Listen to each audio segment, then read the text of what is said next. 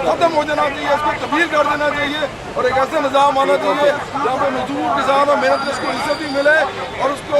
एक रोटी कपड़ा मकान के जो सिर्फ नारे लगते हैं, रोटी कपड़ा मकान असल वाला मिले, साथ इज्जत मिले, रोज़गार मिले ऐसा कि जिसमें उनको बार बार सड़कों पर नहीं निकलना पड़े। मैं समझता हूँ कि आप सब लोगों के तवज्जुह से सिर्फ ये मैसेज आना चाहिए आज कि पाकिस्तान का तमाम मेहनत कश तबका